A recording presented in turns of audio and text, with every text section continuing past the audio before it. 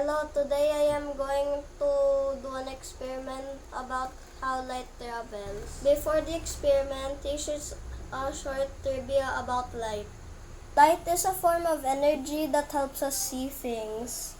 It comes from sources such as the sun, a light bulb, and a flashlight.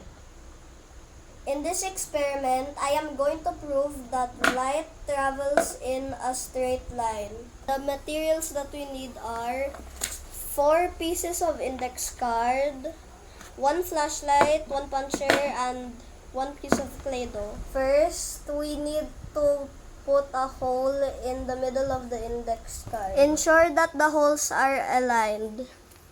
Stand each index card in a line.